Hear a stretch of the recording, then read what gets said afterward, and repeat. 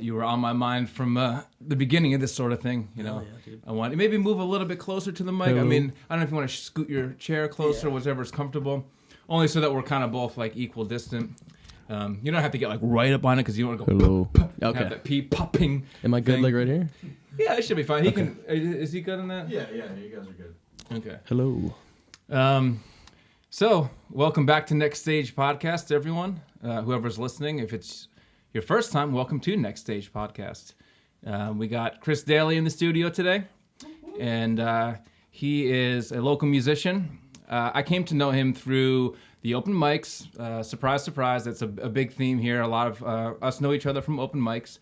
I believe it was the Billy Beans open mic that I first saw him perform at. And you just captivated me with your stage presence and your incredible voice. And we got to talking about music. And I found out that you started off as a rapper. Yes. And I had checked your SoundCloud before, but we were refreshing some of that today. And so like, okay, how'd you get into rapping? What started you on rapping, and why did you choose to enter music that way? So, I got into smooth jazz. You see, Unexpected. So I got into smooth jazz, and I would listen to the Smooth Jazz Music Choice channel every day before school, in like my sophomore year of high school. And I found this cover, the smooth jazz cover of Slick Rick's "Hey Young World." Yeah. And when I went to download it, next to it was this weird dude in an eye patch. And I thought he was like some Humpty Hump, you know, kind of like novelty rapper, raunchy dude. And then I listened to it. I listened to Slick Rick's version, and I was like just blown away. And the lyrics were simple enough to, like the delivery, the way that he said what he needed to say was easy enough to really take in and really take in meaning from it and So the delivery it. style of his version of a song you were already familiar with? Yeah, and I heard it. It's just like I could actually analyze it and understand what he was saying, and what he was saying was so positive and so good, and then it just led me to listening to him a lot more.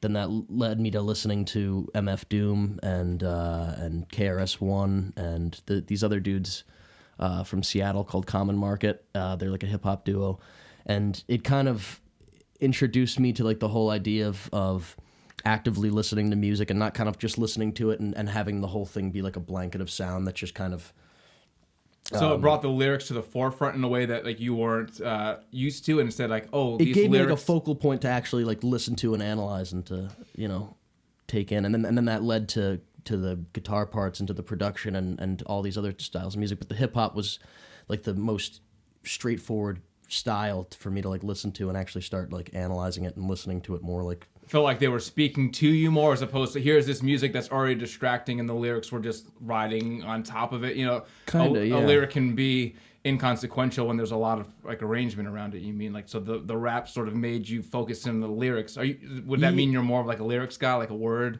verbal type? When it comes to hip hop, yeah, I mean, like I remember my friends, I would play them like a bunch of old school stuff and they'd be like, I don't get why you like it, dude. I'm like, it's like poetry over music, you know what I mean? But it's poetry with like this like kind of athleticism to it, you know what I mean?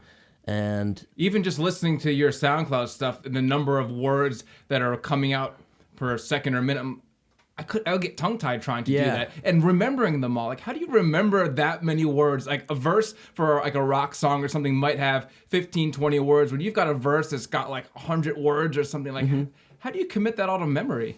It's, I guess it's like learning, like, a guitar part or something, you know what I mean? I think it's more of, like, an instrument than, like, a vocal style, you know what I mean? I think it's more of, like, something that you kind of develop chops with, you know what I mean? You kind of learn how to implement certain flows and how to include like new words and just like scales or notes or different little riffs that you pick up from hearing different guitarists play and stuff. You kind of treat the rapping like it's its own instrument, so it's kind of there's like verbal techniques that you can see, and it's like, oh, that's a cool trick that guy did. Let me figure out how to like flip that out myself. It's like studying any other like instrumentalist, you know what I mean? You hear their techniques, how they play their style, and you kind of just by osmosis take it in, and it kind of just comes out, you know, after a while. And so when you're composing, like, do you sit there and write all the words, or do they sit in your brain and they come out as you're spitting over a beat, and then you slowly memorize them that way, or do you sit there and write it out and then like memorize your lyrics? Both. Yeah. Like, a lot of the time and now with songwriting in the more like rock oriented or like, you know, that sort of style, you know. It's like, yeah, you hear the music and you kind of just start speaking in tongues over it. You know what I mean? You start just saying gibberish. I stuff. start with gibberish most of my songs, and then like you flip down. Yeah, man. You want to keep your pretty face out there for the people there. Here, I'm gonna mug for the camera a little bit so they know. Whatever makes you feel comfortable, man. I don't want to make you take your hat off, but I'll throw it. But right it keeps. here, It was like, I'll go Crocodile my goodness, Dundee style. And right then here. Can you flip the front up too? Oh yeah. Are you an There we actual go. lifeguard, or is that false advertising? This was given to me by a friend of mine. By a in real high school. lifeguard? No, he wasn't even a real lifeguard. But I've asked that all the time. People ask me, they're like, "Are you a real lifeguard?" In I'm like, Australia, apparently, that's a very like Australian looking Yeah. hat. Just don't swim with stingrays like Steve Irwin, and that didn't end well for him. Sorry, I loved that show growing up, Crocodile Hunter. He's a good man. He was, yeah. Good man. Bob Did a lot. Ross too. They're just two great men. Yeah. You know? You said Bob Ross? Bob Ross. Oh dude, yeah, you know? Happy Trees, you know. Yeah, Just don't dude. paint Muhammad if you're, you know. Bob Yes. Ross. Yeah. Well, that Anyway, is very true. so back to rapping. Okay. So it was really the lyrical style and the wordplay and like the skill of executing, because I see enunciation is a huge part of it, because you can't like flub it and like get through. If you're singing, you can kind of accentuate your vowel sounds and this and that to like get through certain words. But when you're rapping, it's like your tongue is like dancing. It's not like you can mess your way up in any word. No. Is that part of the technique? Like, did you have to learn like enunciations, techniques, or styles to do that? I kind of had to. I just kind of started off like writing really like basic stuff, I guess, just stuff that would rhyme, that was like, this sounds like a rap. Yeah. And then it took me like a couple of years or like a year to actually even like show it to anybody, because I knew that it sucked at the beginning. You know what I mean? Like I knew that I was comparing myself to those other guys and being like, I'm not at that level. You know what I mean? And I think when people are just like automatically like rappers, you know, strictly talking about rappers, when they're automatically like, dude, I'm killing it, you know what I mean? And they're automatically just like being so cocky about Cavalier and like Yeah. bragging about it right out the gate. then you're probably not getting it. You know what I mean? Like you have to Yeah. kind of raise your standard of what you're doing. And what was the question again? It doesn't matter. You get me. If I was talking about the verbal, like it how to enunciate syllables and all that Yeah. stuff, because it seems very tight and compact. Like it's hard enough to remember words and then also to spit them out so quickly and Yeah. fluidly and like not tripping over any syllable. It seems like there's like, do you do like tongue exercises to get ready for that? Like, 'cause it's not like singing. You can like fudge your way through singing a song a lot more than you could do when there's the words. It's a lot like now I'm not like very good at like reading sheet music at all. Like I'm pretty illiterate. Yeah, that's a third for me. But like it's overrated. Yeah, it is. It's like math. It's Yeah. like math, but that's the same thing with like rapping. It's very much like math. You kind of be like, all right, I have this syllable here. I'm saying like da da weeda dubba, and then you go like, then you can figure out like what came before it and like what. I don't know why I said putta da weeba dubba, but I don't know, man. I mean, scoop-a-da poop, boop, boop, exactly. scoop. You know, was he just clowning on rap and saying like, "Hey, I can get away with anything," or was he pointing out like, "Hey, these mumble rappers are doing this stuff. Let me throw my hat into the ring and say you will listen to anything if there's a good beat." What was he doing with that? I think both. Dude. Probably both. Yeah. You know? And the dude is. I think he's don't smarter know, than dude. people give him credit for. Yeah. I kind of always felt like he was playing the Charlie Sheen, crazier the better. You're always going to get cameras on you if you act nuts because, well, that's just a new currency now. Yeah, is absolutely. irrational drama and outrageousness is like, doesn't matter how the eyes get on you as long as they're on you these days. I kind of think Kanye plays that more than people give him want to accept. I don't think he's as insane as it's made out to be. No, I mean, I really think he's like brilliant. You know? Yeah. I mean, I think he's actually brilliant. I think it's like kind of in between. I think like some stuff that he does is just like kind of stupid, and other stuff is just like really brilliant, and people are kind of like, oh, looking at it on like a surface level and not really realizing it. But Like he's kind of doing an Andy Kaufman type like clown on them. Like yeah. you don't get that I'm playing with you a little bit. yeah, dude, which I think is awesome. I'm a Yeah. fan of that. I'm a fan of that. Now I wanted to ask you about this because you started out, as we know, doing rap stuff on the SoundCloud. I was, we were perusing through that and getting a lot of plays on some of those things. And that brings me to the question about these SoundCloud rappers that have come to greater fame and unfortunately demise. Someone like Lil Peep, X Temptation, however you pronounce that. And I guess Tekashi 6ix9ine, I don't know if he quite falls into those, but what does that mean for you in terms of you kind of started in that similar arena and seeing these people that arose out of it? What's that world like? I don't know that world. I'm trying to get into it in terms to understand it. My roots were like classic rock and 90s rock, old school. So to me, it's like this new thing, but it's obviously working. And what is, you probably started in that world, and what do you think about those people that have come through that and the internet, and, the SoundCloud rapping in particular? I mean, like I don't really know too much about it either, because I just like the stuff that I liked. So you weren't like listening to those guys and thinking like, I want to do that too. No. They weren't part of that world. No, it was more like people who were on like small like indie labels and stuff like that. But like before SoundCloud came out, or like old 90s stuff. Some of your inflection styles reminded me a bit of Cage. You ever listen to Cage? No, I haven't. Okay, and then not at all an influence, but he was kind of more horrorcore, and people say that Eminem was influenced by him. He actually, on the first Eminem Slim Shady LP, said something about, I bought Cage's tape, opened it, and dubbed over it, kind of. Oh, that's saying, awesome. Like kind of tip of the hat to like people say I ripped him off, but I didn't know if he had any influence on you. But I heard some things that made me think of that. But that means that you developed your own style. Yeah, I mean, the people that I like the most are like MF Doom and the dudes from Common Market, because like just the way that they are able, the verbal gymnastics, you know what I mean? Yeah. The way that they do that stuff, and they like, those people are so far removed from the SoundCloud type of thing. I just see SoundCloud as like a platform to put stuff out on. I think it's just like it's like an open mic, you know what I mean? Yeah. It's you get this free platform to come in and do. It's like, it's really, really incredible. You know, the fact that we have like that platform to come and we're encouraged to come and play for free. It's like a free concert, a free opportunity to come and refine your skills and to share it with other people. And that's how I see SoundCloud. It's like you don't need a label, you don't need anything, and you're not going to get the same reward immediately as if you had that stuff. But that's completely okay, because But you also have the restraints. You don't have the restraints, and you have the freedom to practice and to like test some stuff, like a comedian going to an open mic and like testing new material before they really like commit it to an act or something. You're able to, it's just like a free platform, and you're able to do that. So that's what I love SoundCloud for. It's like you're able to do that stuff, but the people who got famous off of it and who are doing that, and there's certain style I'm not a fan of, and I really.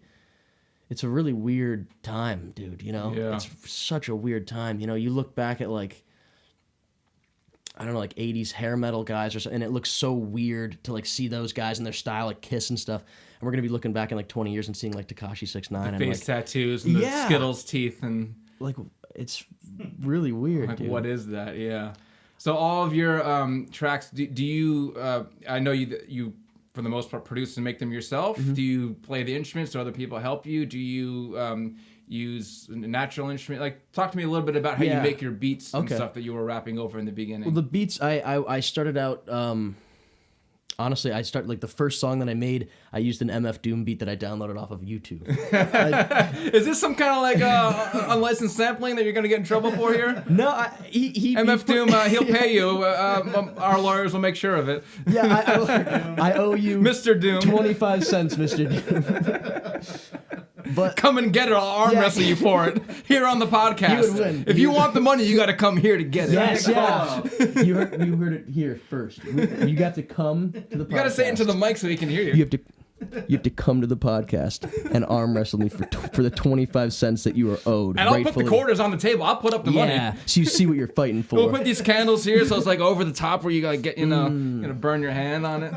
Hell yeah, dude. Oh wait, I just put the candle out. No. All right, that's the end of that. The luge has to cut their tongue out, maybe. Oh god. Yeah, Okay, that's we got the end, out of of the control. career right there. But no. So but yeah, so I found it. the music that you make.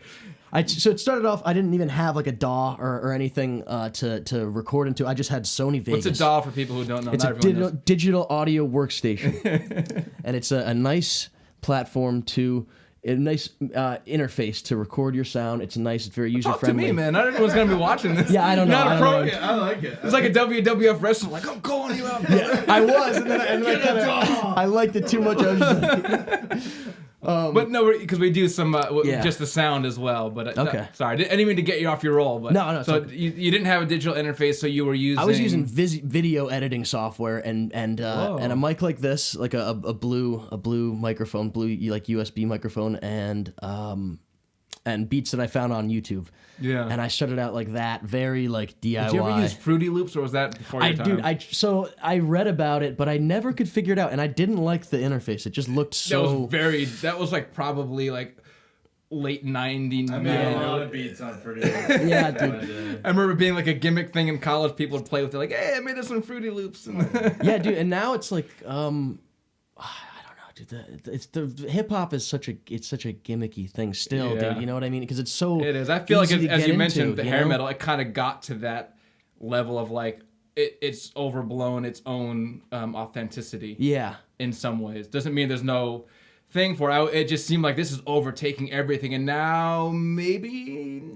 And that's kind of why I got out of hip hop, dude. Because like it kind of became this thing that I felt like I was like. I felt like coming late to the party. No, coming late to the party, but like I guess so. I guess like the reason why I got into it now, it's like I just needed to do something else. You know what I mean? I kind of liked how it wasn't like the mainstream thing, and how I could kind of take like refuge there, and it wasn't something that people were like trying to do at the time. They weren't trying to rap and all this stuff, and it was a craft that I really genuinely respected a whole lot, and I would like do anything to get good at it and to make it, you know. But then it kind of just got to a point where like it got kind of like scary and kind of like just diluted and kind of done for like the wrong reasons in my mind, and I didn't want to be like a part of that, you know, playing rap shows or putting out songs and being a part of that whole SoundCloud thing, because I don't like that. What were some of the things that turned you off there? Like, you don't have to give me the whole laundry list, but some specifics. Was it like the competitiveness, like the macho braggingness? Like what things that you're like, that's not me, and I don't want to compete in that arena? Just like the fact that it wasn't really about like artistic exploration or yeah, really artistic exploration or anything. Like people want to be rappers, and instead of doing the one thing that is most important, is like trying to work on becoming a good rapper and perfecting the craft, they are just putting out songs in order to support their idea, their image of being a rapper, which doesn't you have make 100 any songs sense. Playlists on Spotify, and you're like, Yeah. you can't possibly have put a lot of effort into each of those songs. Like absolutely, dude. There's people just release stuff like it's like the craft is taking a backseat to the image, and that didn't make any sense to me. And it's like, and if people are kind of doing that and they're getting so much shine for that, so much, and then I'm doing it and I'm spending like literally staying up all night writing a verse, just refining the same verse over and over again, it just doesn't seem worth it to me. And it just didn't seem rewarding anymore. It felt like I needed to kind of go and find refuge somewhere else in a weirder place, you know what I mean? And that's where I got into like David Bowie, and I got into Talking Heads and Vampire Weekend, and then 1975. The more like kind of mainstream indie stuff, and then also more like not obscure. I know Jonathan Richman's a huge guy for you. I love him. Now, what drew you to Jonathan Richman? Were you interested in that stuff before the rapping thing, and you returned to it, or was that like? So when I was doing the rapping, I also loved Bob Dylan. I loved Tallest Man on Earth. I loved from like an early age, because of like skateboarding. I was kind of exposed. You're a skater too, a man of many talents. Yeah, I'm learning here. I love learning stuff, you know. Yeah. And So you had an appreciation for rock, folk, singer, songwriter, other music, and then you returned back to that and dug a little deeper, or talk about kind that of. for a So bit? like, it just hip hop stood out to me. It had like a value that like I found that was like I said, the lyrics were like a focal point. It was something that I could really dive into, and there's no like spiritual bedrock. I could just keep diving into it and keep getting more and more and more value from it. And then once I gained those internal tools to be able to dissect music in that way and to be able to understand it, then I could kind of go to other styles of music and be like, oh, that's what he's doing here with these lyrics. That's what he's doing, sequencing the tracks in these ways. That's what he's doing, like putting the guitars here in this way. Yeah. You know, and kind of take that skill that I developed of being able to analyze music and put it onto like more Like map musically it onto another Yeah, exactly. venue. Now, had you always played guitar, or when did you pick the guitar up? So I picked the guitar up around 10, and I would go to lessons every Friday, and I would never practice at all. I never got past learning the 5 major scale patterns in G. And, that's a cool, lovely thing for a child to learn. Yeah, just play this boring ass stuff. Exactly, dude. And that's what turned me off from it. And then once I realized... Too much of like a restricted discipline and not like, hey, I want to play songs. Yeah. It was more of like it wasn't creative. It was completely removed from the creativity of it, and it really turned me off from it. And then you returned to it later? Like, did you had a guitar and you just kind of put it in the corner, and then one day, like, did you just pick it up one day and decide, I want to learn this? When I found, so I discovered that I could plug my guitar into my audio interface, and I was getting into more guitar-based music, so then I started just recording these weird, like, sound make beats experiments. at first? No, not beats, like weird, like pop music things. Yeah. Was this when you're getting disillusioned with the rap, or along with it? No, it was when I was getting... Looking for a new, hey, I got this interface, let me start plugging new things into it and see. Yeah. It was like, let me use this talent that I've developed in this musical understanding in order to create something in a new, within like a new medium. You know what I mean? And it wasn't like so much like I was getting disillusioned with the hip hop. It was also like these other styles of music. I've got the key now. You know, I completed these levels. And now I have the key, and I can go back to this other world and unlock the door, and then I can enter this room now. Okay, so that was your access point. It and was. then when you got in there, you're like, whoa, Exactly. I have so much to learn. Exactly, dude. And yeah. And in terms of your singing voice, because that's undeniable to anybody who sees you. I mean, my younger brother lives out in LA. I think you met him at one point when he came back, and he's out there, doing his thing out there with music and all that. And he had seen you at an open mic. It was a live stream from the one Jesse used to host at the it used to be the American Kitchen. Now it's called the Abbey. But he had seen a video of you because he would check in what we're doing at the open mic. He's like, who's that kid with the curly hair? He's really got something special. I'm like, yeah, that's Chris Daly. You got to meet him. And then he came back, for a holiday time and saw you play at a show and was like, and you did Van Morrison's Sweet Thing, and he was like blown away. He's like, I was watching the girls in the audience and they were talking, and all of a sudden he started playing that. Everybody like looked at him like, what's going on? Like, he's got an undeniable voice. And so everyone, and actually he was saying recently he was going back through your Instagram and SoundCloud things, and it inspired him to then sit down and write new songs because of what you were doing. That's he was so like, awesome. this kid is so inspiring. Kid, I'm guy, man. I'll take kid. Lovely I don't person. lovely person. But so you have a natural, I don't know if it's natural, did you practice singing, or were you singing hooks on your rap things that got your singing voice outside? Like, or did that voice did you just sing and that's just how you sound? I wanted to be a singer since I was like 5 years old. You know, that was like my and I would sing, and apparently I wasn't very good at it. I heard you doing some Christmas carols up in the bathroom when you were getting prepared here. I was like, that's what it is, Christmas dude. carols in my bathroom? That's amazing. It's just like sing. I just always loved to sing. It's free. Yeah. You can do it wherever. You know what I mean? And I always wanted to do it, and apparently I wasn't very good at it at first. I'd sing in the hallways in elementary school, and kids would be like, shut up. But then once I then just listened to more and more music, I had that entry point through hip hop. Then it was kind of like, and I was singing on hip hop songs. Yeah. And then I kind of started exploring it more. I started just singing, and I do believe that I wasn't bad at it when I was a kid. I do believe that I had a natural ability towards it. People just weren't used to like hearing a singing in that way. Yeah. Everyone's reference for what's good singing is different, and sometimes like a naturally good voice, if you're not used to hearing it, you don't know. It's like, oh, that sounds like old school music. I probably looked like a cringy kid too, like walking around in the hall. She's like, and they're probably like, dude, like you look like a doofus. Like, yeah, they're not jujudging what you're singing, moral of like what they think you are in society, not like if your voice is good or not. It's like, stop that because that's the noise that I don't understand. Yeah, and I'm gonna keep you down.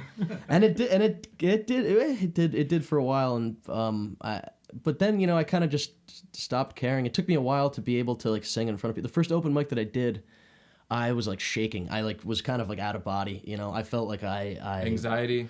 Yeah, dude. I was having like a panic attack on stage, and but then it went really well, and I was like, oh my God, I can actually like do this. And did that channel for you? Like, were you able to channel that energy and that helped you sing, or was it distracting? Dude, the reason why I think I'm able to like perform in the way that I can is because at the beginning I felt like I needed to like just put it all out there in order to like survive. You know what I mean? Like I can't just be up here and be like, I have to really fully give it my all, because that's the only way that I can there's like a tool like survival, I guess. Being up all in front of all these people, it could either be like social suicide, or I could really like say something and make a statement. And that's what drew me to you right away, man. I remember, of course, being impressed by your singing and playing, but then would do things where you would walk around the bar, dude, off of mic and sing to people while you were like, and then you go back onto the microphone. And this guy really gets it. He understands performance. It's not just to stand there and do your thing. It's like you were playing the room, which that totally attracted me. Like,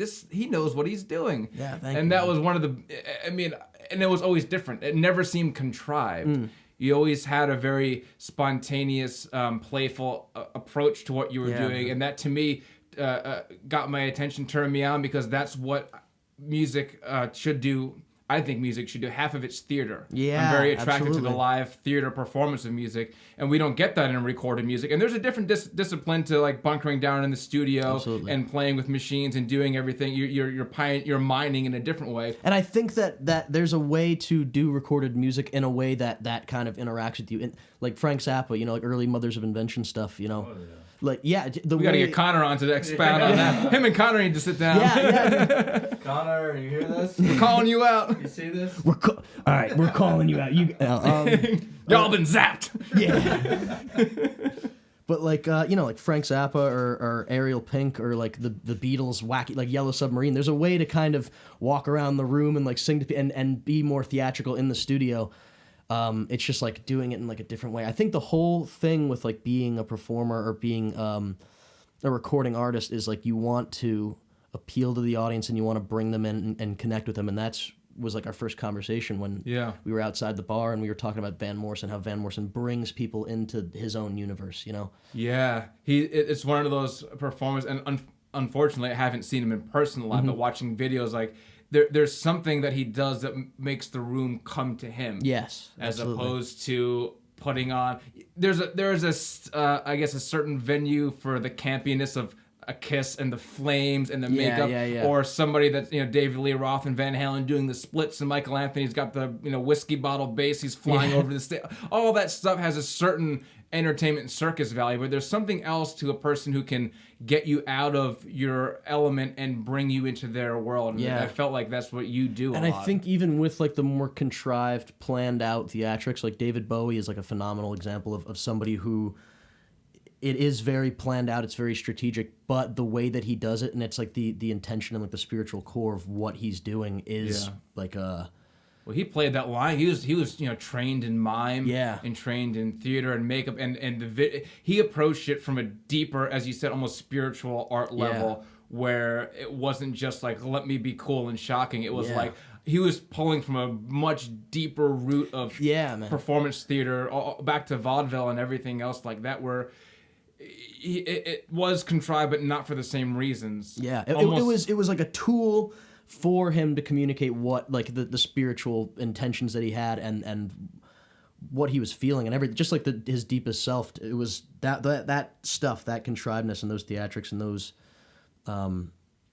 interfaces were used in order to do that. You know what I mean? I think it's like not getting caught up to like the road sign as opposed to like the actual destination. Las Vegas and like 2 miles. That's not Las Vegas. Like you actually have to go to the place. So it's like whatever method that you use to bring in people and to convey what you're feeling and to make an impact on somebody, you can't get caught up in the method.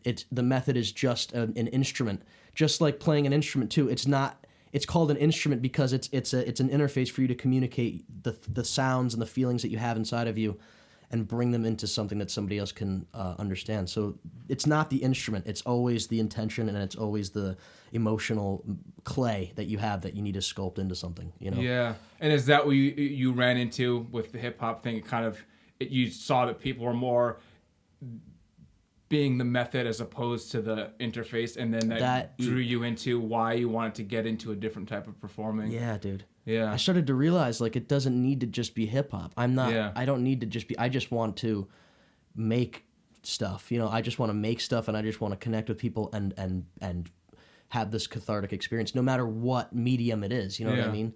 So what are you doing now? What's the current state of Chris Daly? That we'll fast forward a bit. We can always go back and forth. We got like this sort of invisible rewind fast forward remote that we can pass back and forth, and you can rewind back and fast forward whatever you want. Hell yeah! But anyway, Oh yeah. Click was how that was called. Hell yeah, dude. Speaking of Adam Sandler, anybody see his recent thing he put out? His sort of stand-up whatever. What do you think of that? Yeah, same. I was like, why is it all chopped up? Like, I saw the rap thing about the wallet phone keys thing. Yeah. I was like, wallet phone keys. I mean, I kind of got the sense that he had to like chop a bunch of like decent bits from a bunch of different nights, and then try to make it look edgy and cool by having these weird like rough cuts and like, oh, I'm making it like collaborative on purpose or collage on purpose, but maybe he just like didn't have what it takes to like kill it for a night solid. Like I want to see the stage single shot a person killing it on stage, like and no is that breaks. Adam Sandler though? No, and that's what. I mean, like that's not Adam Sandler. Adam Sandler is, let me do my funny voice. Yeah, really, and say words that are slightly inappropriate. Yeah, dude. It's you know what he's doing when you get into that. You know what he's doing, dude. Yeah. I dug it. I like the collage thing. I thought it was interesting, but like the jokes themselves were kind of. I feel like he just wrote it right on the spot, and it was like, that's gold, dude. Yeah. Like, and who's gonna say no to Adam Sandler? Yeah, It's like, dude, you got like all these movies to your credit. Netflix. Yeah, dude. No, they love the Sandman, dude. The Sandman, Yeah, right. So anyway, enough about him. So what's up with you these days? What's your new mode of expression? What are you doing with your internal clay, as you put it? I'm kind of in a weird. Well, as Bob Weir puts it, I'm sort of scrabbling at the next plateau. And well, that means there's a next plateau, which is good. That's helpful. But I'm scrabbling, man. You know, I'm trying to like claw my way and try to fight through the fog to see it clearly and to get there. But what inspires you now? What's turning you on musically or artistically or literature? What are the things that you're like, I'm digging this right now? podcasts. Yeah. I'm not. Yeah. Oh, like come on, man! It's a little too contrived. And that's why we had him on, ladies and gentlemen. Dropped a podcast. Which one in particular is really? Well, I love Last Podcast on the Left. I listen to it all the time. It's a true crime podcast done by 3 comedians, and they talk about cults and the occult and aliens and I gotta tell my wife Shannon, she loves one. It's called "What's My Favorite Murder" or something like that, or "My Favorite Murder." My Favorite Murder. Yeah. So this sounds like it would be right along the line. So what's Last Podcast on the Left? I love it. Yeah, it is phenomenal. Just three dudes from like they had really interesting like upbringings and stuff, and they are just 3 different characters. One's like a 6'7" tall like political commentator. He goes on like Fox News and stuff and does stuff like that. The other one's a little short, like 5'7" redheaded dude who was on like Wolf of Wall Street. He played like one of the dudes in like the penny stock thing, and this other dude's just this gaunt, like really like manic, like kind of scary looking skeletal dude, and he's just extremely intelligent, and he researches all this stuff, and they just get together, and the combination of them 3 talking about such macabre and kind of like taboo stuff, and then how they like make it funny and how it like fuels their comedic sensibilities is just really, really funny. Would you ever do stand-up? I would love to try. That's what I also get a lot out of performing. I've been thinking about that too. I've been like writing jokes over the past year or so. I don't know if I would ever show them to anybody, but would you do that? That's like people say. Maybe we should do an open mic where we each just do stand up and just like not tell anybody. Like sign up, they bring our guitars, but then just like not play them and just like tell jokes. Yeah, really, just stand up there with the guitar and like don't play it and just like that's what I think it is. I think the thing for me with like performing is it's like it doesn't need to be. I don't need to do songs. I don't need to do. It's like I'm up there, and it's like my goal is to entertain you, and in whatever sense whatever method of entertainment it takes, it's like that's what it is. And now it's been tending to be songs with my guitar. You know what I mean? Yeah. And doing it in that way. But what's been inspiring me besides the podcast is this guy called R. Stevie Moore. And who's that? He is the godfather of home recording. Okay. Recording. And he's released over 400 albums, all self-recorded in his home. Played Wait. all the instruments. How old is this person? How long has it been? 400 albums? Yeah. Like, okay, you gotta unpack that a little bit. All right, so That's a big number to drop out. I mean, 400 albums is insane. and it's like not like weird. I mean, there's some weird stuff, but it's mostly. I Just hope there's all some weird stuff. If quality. you have 400 albums Yeah. and nothing's weird, like there's something wrong. It's just like unfiltered experimentation, dude. Just stylistic variety. Just the dude. So is, there's no even genre, anything you can put on it. No.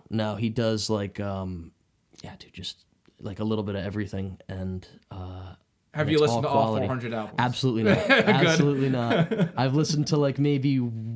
I mean, each album is like 20 tracks. You know what I mean? They're each like double LPs. Yeah, and it's good music. Like and he plays all the instruments. He did it all himself on reel-to-reel tape machines. So it's not like he was even on like a DAW. Yeah, yeah, man. Now, how much tape does this guy own? You gotta wonder. I've heard stories of like trying to conserve tape and erasing stuff and this and that. Like, that's like he's gotta have stock in tape or something. Yeah, man. He probably has like an archive, like the Grateful Dead of like those tapers have of just. He's taping over all that stuff. Like, give it to me. I'll buy it. I'll recycle it. I'll reuse it.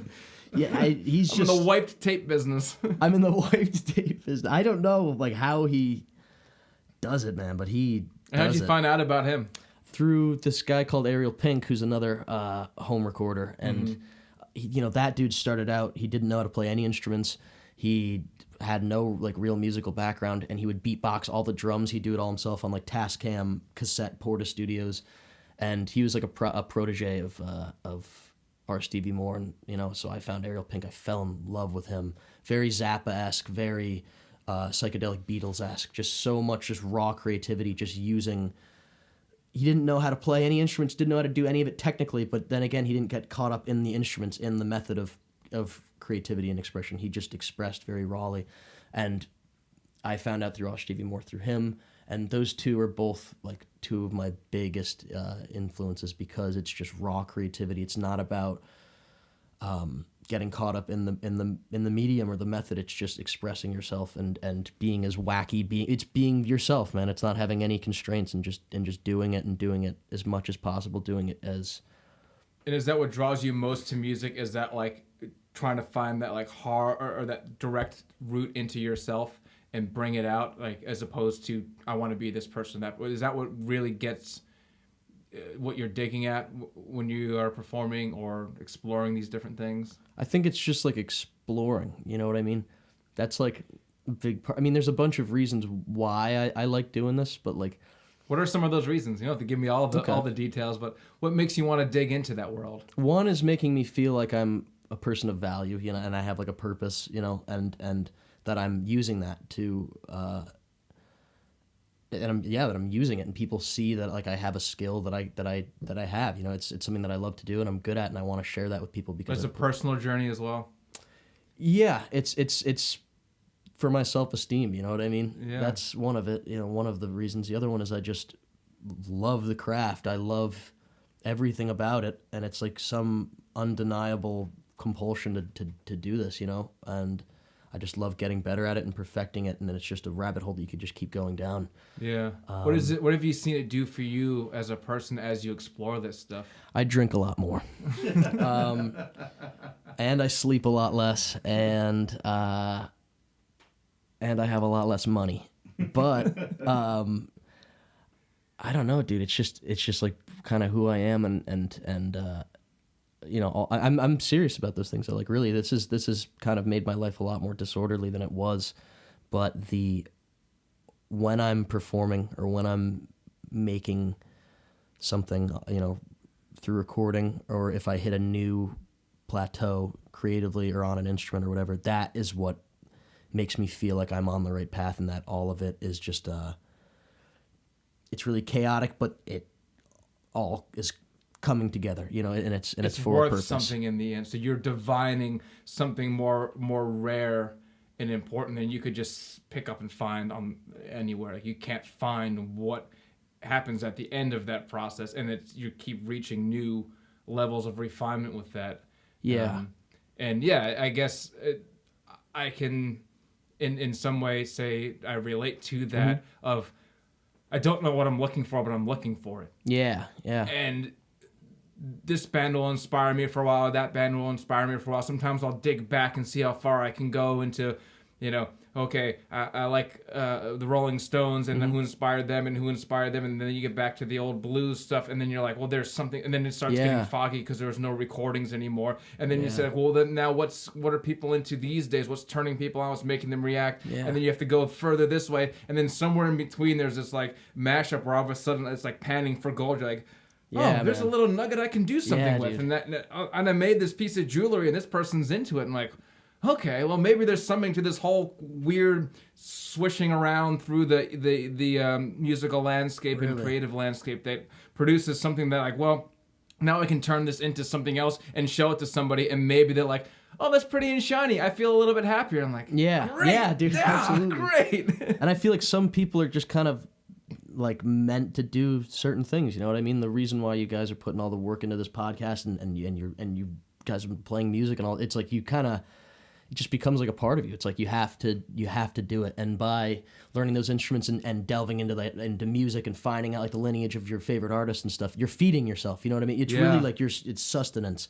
And if you didn't have that, there would be like a little bit of a things would be much more gray and bleak. Absolutely. And I do think that, as you said, it is a sustenance thing. I notice when I go out to open mics and see other people perform, it like gets me excited. Like I get a buzz off of somebody else up there even doing it, watching, because I'm like, that's right, we're doing this thing. And then you get your chance to get up and play, and you're like, sit back after like, I wish I played this song instead, or that song instead. I could have done better. Like, can I get 3 more? And you always want to, and that's why you gotta redo keep going. Do it better. You gotta keep going, and it just there's always like room for improvement and stuff too, which is like just so cool. And that's important in life to have an endless discip in a way. Exactly, that's something that you're always trying to get better at. Exactly. Because if you get better, then you stop. It's like, well, now I'm dying. You know. The Dylan one, he was not busy being born, is busy dying, or something like that. Dude, that's it. It's like you gotta keep letting like new. Oh. You all right there? You want some Alka-Seltzer or something? Oh, no, I'm good. According to EJ and Joao, that fixes everything. Even flat tires, as he said. Just keep some Alka-Seltzer in your trunk, right? I have some Tums in my car, but they don't taste very good. We don't have time for a Tums break right now, but maybe afterwards. But, I think, like, just letting new parts of yourself be born, you know what I mean? That sounds very highfalutin, but for real, you got to keep exploring. You know, somebody who's not busy exploring and growing and expanding who they are. You know, Ariel Pink had a quote, and he was like, each song I would try to do something as far away from what I would do as possible, something that doesn't sound anything like me, and thereby I'd be expanding who I am. You know what I mean? Right. And I think that's like kind of what it's about. Yeah, that's like, I've heard of versions of that, of like, do what you're bad at.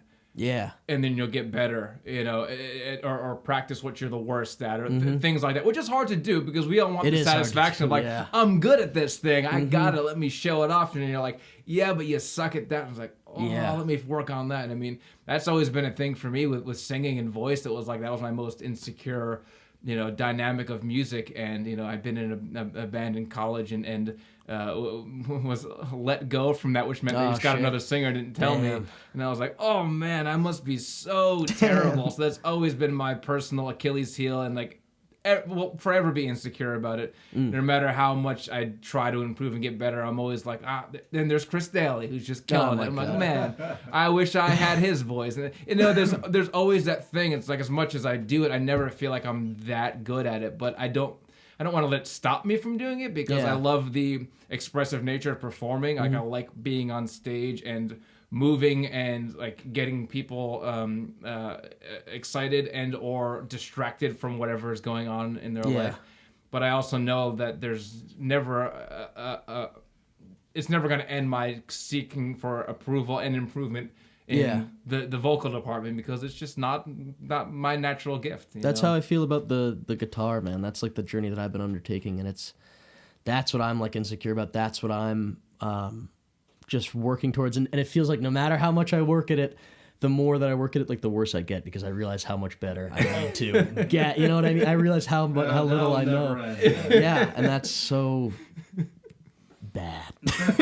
But at the same time, you're always looking forward to something. Goals, right? Yeah. You know, I mean, that's what keeps us going and pushing forward to doing this, too. Mm-hmm. You know, and keeps you honest and keeps your head from getting too Absolutely. big. Yeah. Like if you think you're the big fish in the little pond, or whether or not you accept it or not, but it's sort of like if you don't have something to strive for, you're gonna stagnate. I mean, Absolutely. the bar is like you watch Facebook or something like that, and you see like 5-year-olds playing like full, you know, ukulele solos, and like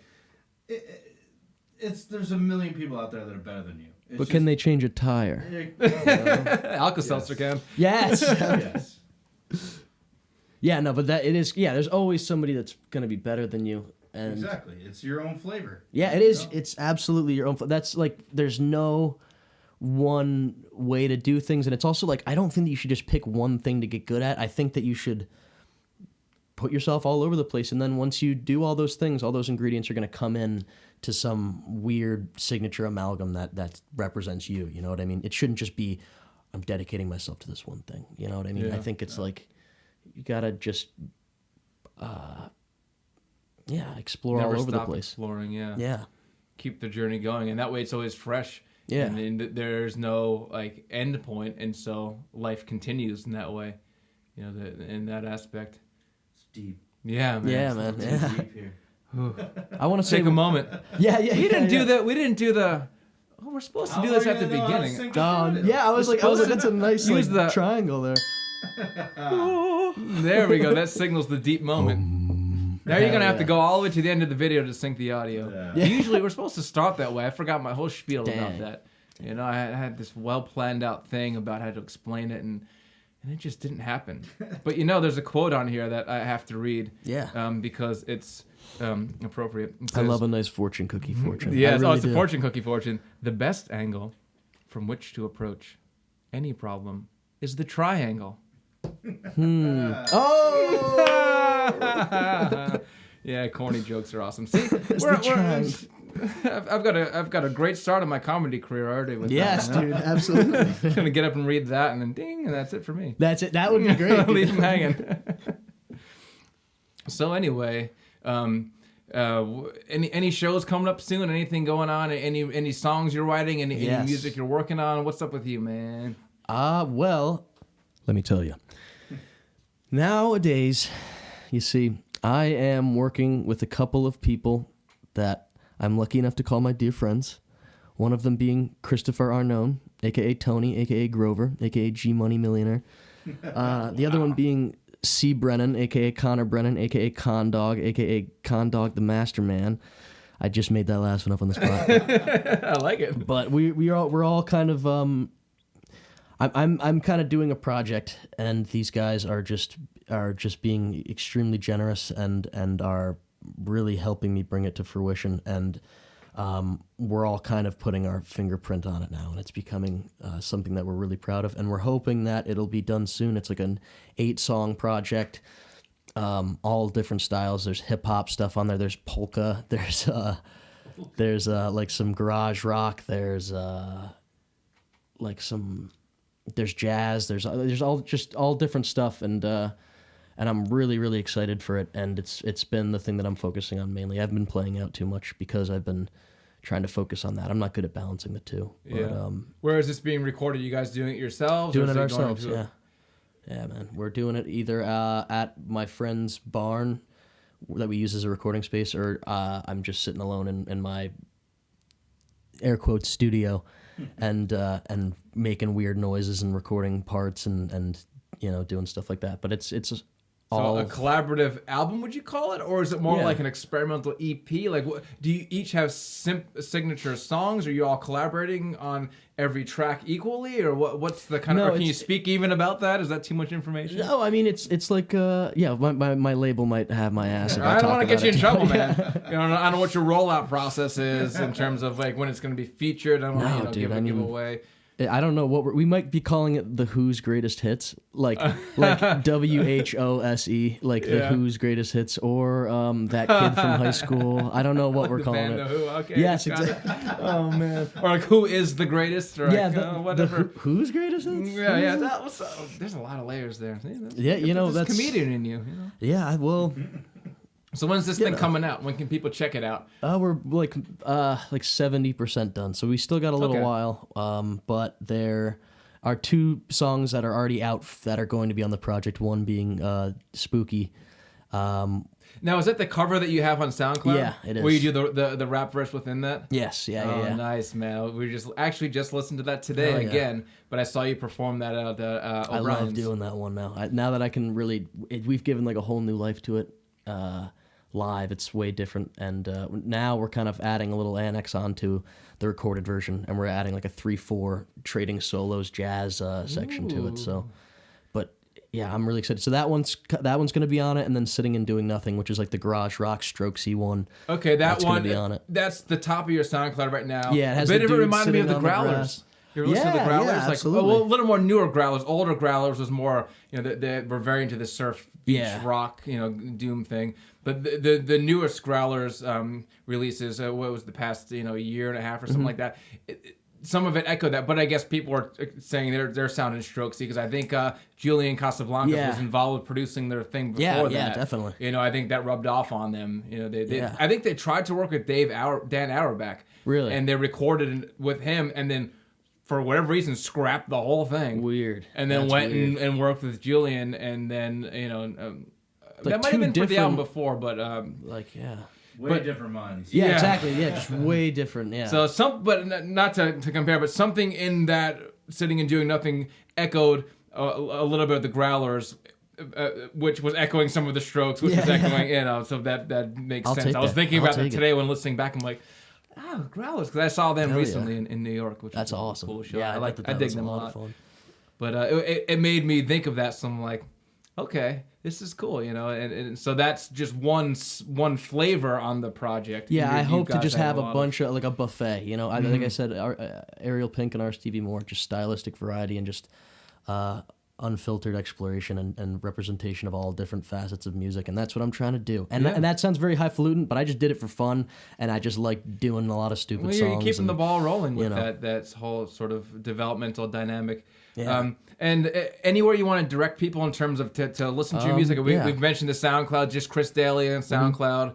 Any other thing you want to direct people towards and how to interact with you or find out what you're doing or watch videos? I mean, if you've got anything else, let the people know. I mean, I have my Instagram is like my main hub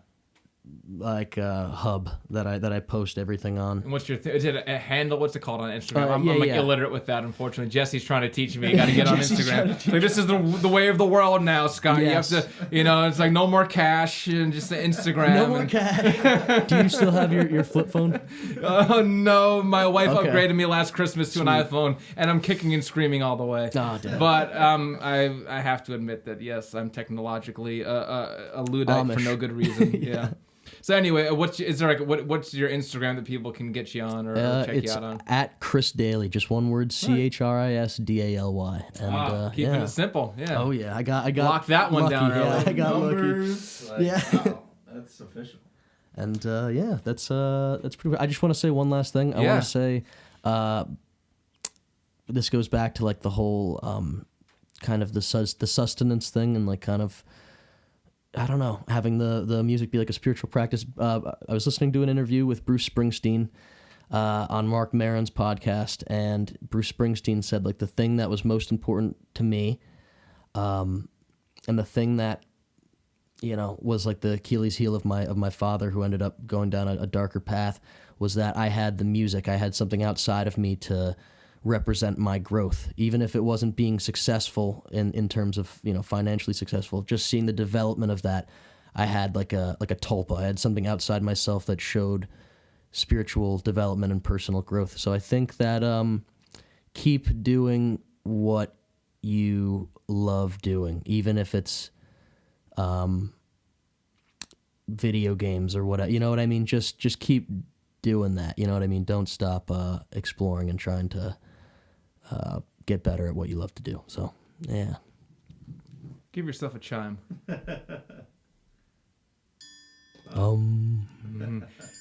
Chris Daly, everyone, thank you so much for coming on. Won't be the last time we have you on this podcast. I love this. Thanks is so for making fun, the trip dude. out. Thanks for coming out here. I loved it. I'm looking forward to all that's coming down the pipe with this new project you're doing. I love everything you've done so far. So awesome, man. Keep dude, going, thank brother. You so much. And this was Next Stage Podcast. Thanks for coming out, man. And thank you all for listening and watching and whatever you're consuming this.